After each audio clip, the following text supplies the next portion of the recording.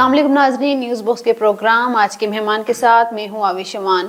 नाज़रीन, आज हम बात करेंगे अपने प्रोग्राम में टूरिज़्म के हवाले से। नाज़रीन, पाकिस्तान को अल्लाह ताला ने बेइंतहा खूबसूरती से नवाजा है, लेकिन अगर बात की जाए टूरिज़्म की तो पाकिस्तान में टूरिस्ट को वो सहूलियात नहीं हैं जो बकाया ममालिक अपने टूरिस्ट को देता है।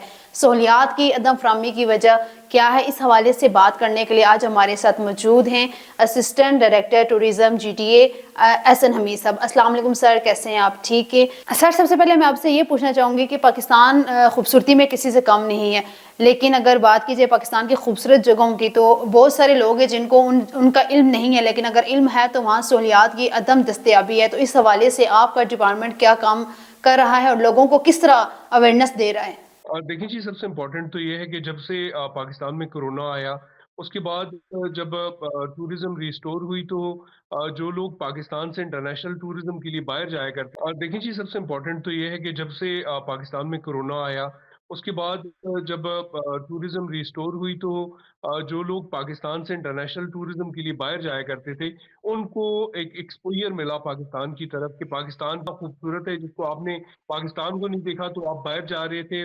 उन लोगों के लिए एक राह खुली है कि पाकिस्तान की तरफ अभी डिफरेंट जो रिक्रिएशनल पॉइंट्स हैं, टूरिज्म से रिलेटेड जो एरियाज है उनको देखने का मौका मिला है। तो मैं समझता हूँ कि कोरोना का जहाँ पे एक बहुत नेगेटिव इम्पैक्ट था वहाँ पे उसका एक पॉजिटिव इम्पैक्ट ये आया है कि लोगों को पाकिस्तान को देखने का मौका मिला है और ये बहुत एक खुश नसीबी की बात है।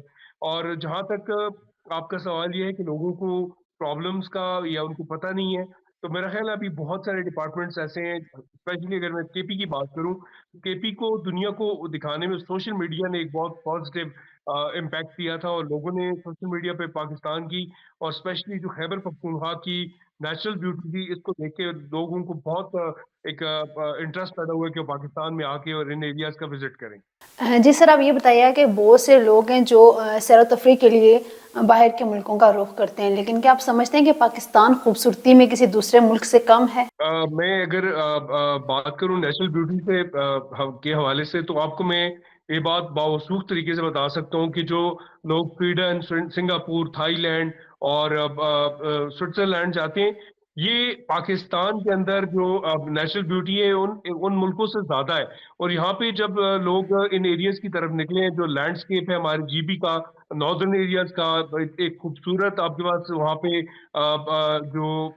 मैं बताऊं सैनिक वैलीज हैं, ये इतनी ज्यादा खूबसूरत हैं कि आपको बाहर जाने की जरूरत नहीं पड़ती। और सोशल मीडिया पे जब से लोगों ने इन एरियाज को उजागर करना स्टार्ट किया तो इसमें एक बहुत प्यारे प्यारे एरियाज रीडिस्कवर हुए हैं कि लोग अब इन एरियाज की तरफ आते हैं और इंजॉय कर सकते हैं इन एरियाज को। लेकिन सर, एक चीज़ देखने में ये भी आ रही है कि बहुत सारे लोग इन इलाकों की खूबसूरती को ख़त्म करने के लिए नाजायज़ तजावुज़ात बना रहे हैं और जिससे इन इलाकों की खूबसूरती ख़त्म हो रही है। इस हवाले से आपका डिपार्टमेंट क्या कर रहा है? जी, जहाँ तक गलियार डेवलपमेंट अथॉरिटी की अगर मैं बात करूँ तो इस तरह की कंप्लेंट्स भी हमें मौसूल होती हैं गाए बगाए। और गलियार डेवलपमेंट अथॉरिटी का अपना एक बिल्डिंग कंट्रोल सेक्शन है जो डिफरेंट इंक्रोचमेंट्स और इस तरह की एक्टिविटीज को देखता रहता है, मॉनिटर करता है और टाइमली हम इसको रिस्पॉन्स करते हैं। और जितनी भी हमारे पास इंक्रोचमेंट्स आ रही होती हैं या बाजार के अंदर लोगों ने थड़े लगाए होते हैं, बाहर अपनी दुकानों से बाहर अपनी चीजें लगाई होती हैं, तो उनके खिलाफ हम गाए बगाए ऑपरेशंस करते रहते हैं और उनको हम उनका तदारुक हम यकीनी बनाते हैं। सर, एक ज़रूरी चीज़ है गा कीजिएगा कि स्नोफॉल का सीज़न है और लोग स्नोफॉल के लिए इन इलाकों का रुख करते हैं और बहुत सारे हादसा भी रुनमा होते हैं। लोगों को इन हादसा से बचने के लिए कौन सी एहतियाती तदाबीर अपनानी चाहिए? जी देखिए, जिस तरह स्नोफॉल का भी सीजन आ रहा है, गलियार डेवलपमेंट अथॉरिटी ने अपनी तैयारियां चूंकि पहले से बना रखी हैं, उनका एक कैलेंडर तैयार कर लिया गया है।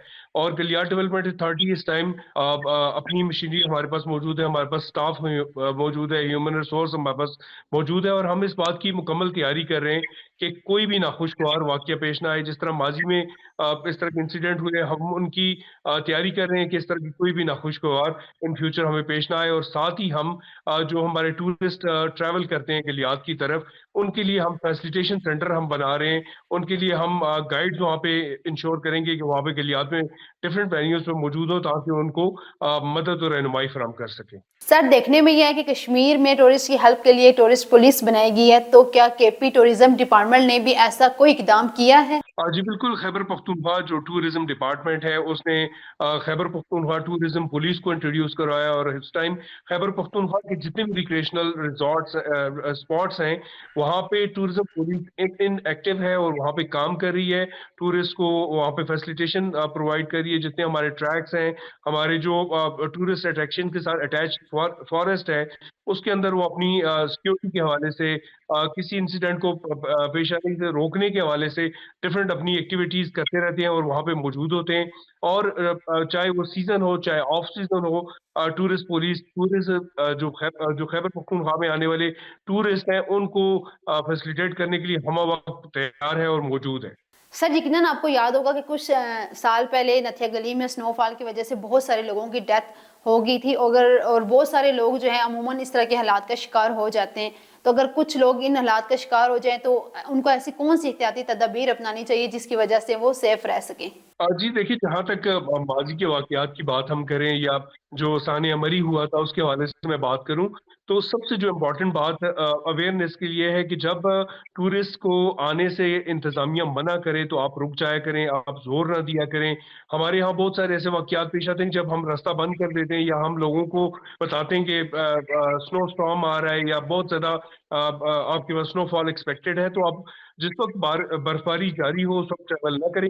लेकिन आपने ये चीज़ आम तौर पे देखी होगी कि गवर्नमेंट के इदारे भी ये आपको कंप्लेन कर रहे होते हैं कि हमारे जो टूरिस्ट होते हैं, वो इंतज़ामिया की बात नहीं सुन रहे होते, उनसे कोऑपरेट नहीं कर रहे होते। तो मेरी जो हमारे सुनने वाले जो नाज़रीन हैं, उनसे यही रिक्वेस्ट है, जो टूरिस्ट हैं, कि आप जब इंतज़ामिया आपको कहती है कि अगर कोई मरी में बॉटल नेक बन चुका है या गलियात में या एबटाबाद में बॉटल नेक बन चुका है या हमारा स्नो की इंटेंसिटी बहुत ज़्यादा है, तो उस वक़्त आप ट्रैवल ना करें। जब स्नो रुक जाए तो गवर्नमेंट भी इस बात को इंश्योर करती है, इदारे भी इस बात को इंश्योर करते हैं कि वो आपके लिए रास्तों को खोलें। गलियात डेवलपमेंट अथॉरिटी ने गलियात के अंदर विंटर टूरिज्म को इंट्रोड्यूस करवाया। उसका बुनियादी मकसद ही ये था कि आपके जो टूरिस्ट हैं, वो बर्फ से आके महसूस हो सकें, स्नोफॉल को आके लाइव देख सकें, उसको एन्जॉय कर सकें। लेकिन इसके लिए साथ इंस्ट्रक्शन भी जारी की थी कि जब आपके रास्ते आपका स्लिपरी हो, जब आपकी स्नोफॉल जारी हो, उस वक़्त आप ट्रैवल ना करें। बहुत बहुत शुक्रिया सर आपका कि आपने हमें वक्त दिया।